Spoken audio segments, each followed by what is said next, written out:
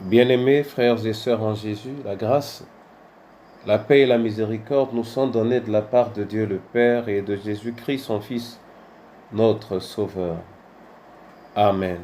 Pour notre méditation de ce jour, nous allons lire dans 1 Roi, chapitre 17, du 1er au 7e verset. Mais avant la lecture, nous chantons « Grand Dieu, nous te bénissons » dans Chant de victoire. C'est le tout premier cantique. Grand Dieu, nous te bénissons, nous célébrons tes louanges éternelles, nous t'exaltons. De concert avec les anges et prosternés devant toi, nous t'adorons, ô grand roi, et prosternés devant toi, nous t'adorons, ô grand roi. Gloire soit au Saint-Esprit, gloire soit à Dieu le Père, gloire soit à Jésus-Christ, notre Sauveur, notre frère, son immense charité dure à perpétuité, son immense charité dure à perpétuité. Alléluia. 1 Roi 17. Là, il est écrit du verset 1 à 7. Élie, le Tishbite, l'un des habitants de Galade, dit à Achab, « L'Éternel est vivant, le Dieu d'Israël, dont je suis le serviteur. Il n'y aura ces années-ci ni rosée ni pluie, sinon à ma parole. » Et la parole de l'Éternel fut adressée à Élie en ces mots. « Pars d'ici, dirige-toi vers l'Orient, et cache-toi près du torrent de Kérit qui est en face du Jourdain. Tu boiras de l'eau du torrent, et j'ai ordonné au corbeau de te nourrir là. » Il partit, et fit selon la parole de l'Éternel. Il alla s'établir près du torrent de Kérit, qui est en face du Jourdain. Les corbeaux lui apportaient du pain et de la viande le matin, et du pain et de la viande le soir, et il buvait de l'eau du torrent. Mais au bout d'un certain temps, le torrent fut à sec, car il n'était point tombé de pluie dans le pays. Amen. Frères et sœurs dans le Seigneur, c'est ici, je pense que nous avons la première apparition du prophète, le prophète Élie, qui reçoit une mission de la part de l'Éternel. Mais cette mission, il la prépare, cette mission, il l'accomplira.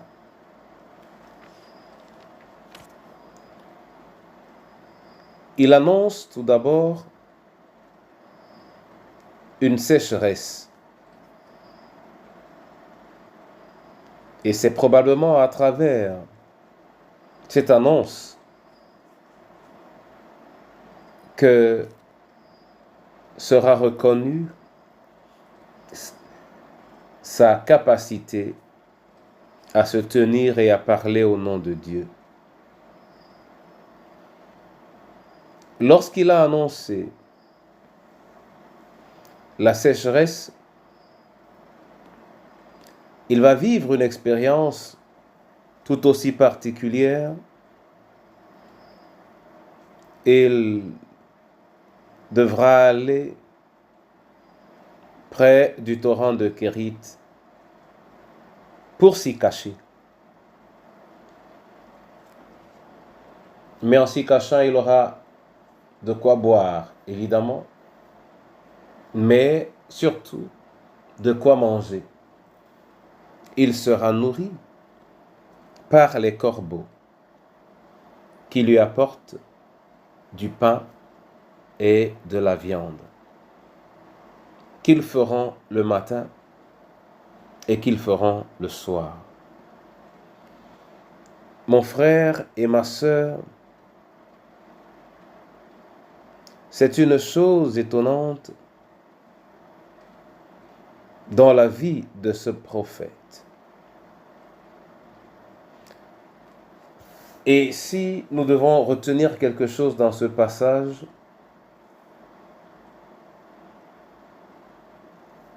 peut-être pourrait-on dire que le Seigneur pourvoit toujours aux besoins de ceux qui lui appartiennent, mais je voudrais beaucoup plus regarder à ce qu'il dit à Achab avant de lui annoncer la sécheresse. L'Éternel est vivant, le Dieu d'Israël, dont je suis le serviteur. L'Éternel est vivant, le Dieu d'Israël, dont je suis le serviteur. Voilà ce que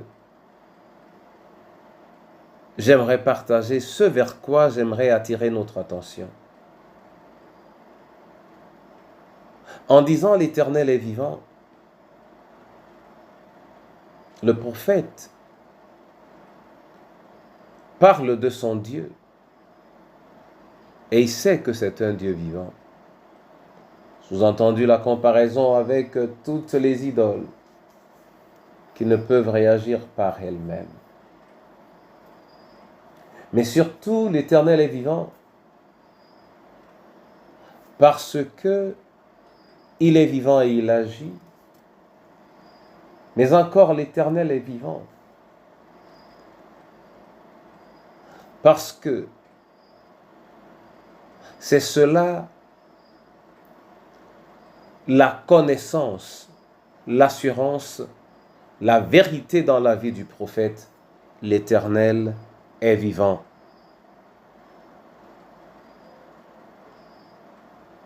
À la lumière de son expression et à l'assurance qui se dégage dans ce qu'il dit, dans ce qu'il fait, après avoir affirmé cela, j'aimerais nous présenter cette expression comme quelque chose que nous devons apprendre à proclamer, quelque chose que nous devons apprendre à confesser, quelque chose que nous devons apprendre à dire, quelque chose que nous devons apprendre à éprouver et à l'éprouver de plus en plus et de mieux en mieux. L'Éternel est vivant. L'Éternel est vivant, alors il voit chaque chose, alors il peut satisfaire ses propres intérêts ou ses propres ambitions dans la vie de l'homme.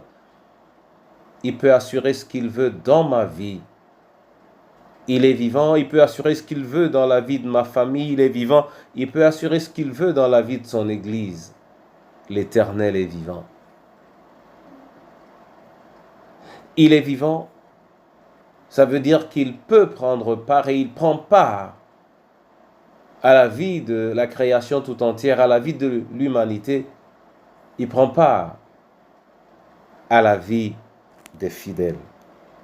Alors disons-le sans relâche, l'Éternel est vivant le Dieu dont je suis le serviteur. L'Éternel est vivant, le Dieu dont je suis le serviteur. Mais en le disant, demande-toi en quoi tu peux prétendre servir l'Éternel. Qu'il bénisse sa parole et qu'il en bénisse également l'écoute dans le précieux nom de Jésus. Amen.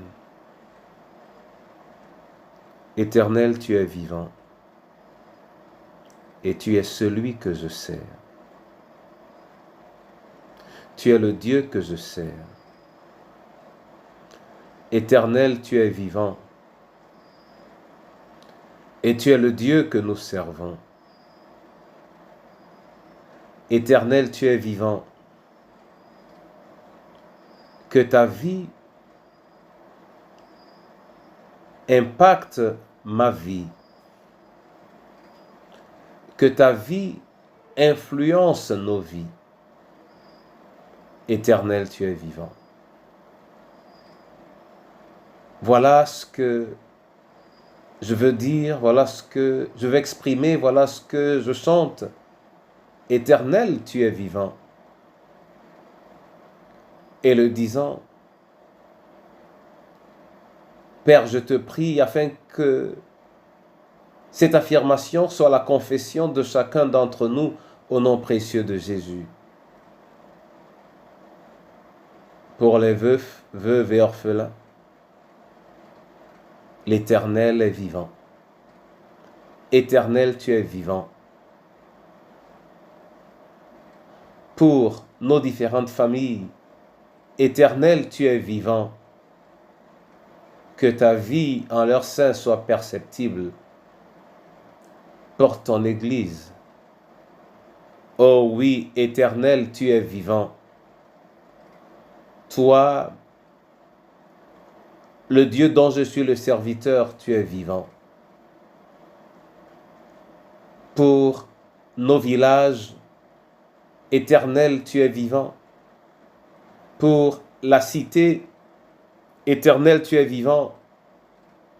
Pour notre pays, Éternel, tu es vivant. Toi, le Dieu dont nous sommes les serviteurs, Éternel, tu es vivant. Manifeste ta grâce le long de ce jour et permets aux uns et aux autres de proclamer, de confesser ta vie, maintenant et à jamais, au nom de Jésus-Christ. Notre Père qui es aux cieux, que ton nom soit sanctifié, que ton règne vienne, que ta volonté soit faite sur la terre comme au ciel. Donne-nous aujourd'hui notre pain de ce jour. Pardonne nos offenses, comme nous pardonnons aussi à ceux qui nous ont offensés.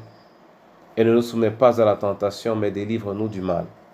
Car c'est à toi qu'appartiennent le règne, la puissance et la gloire pour les siècles des siècles. Amen.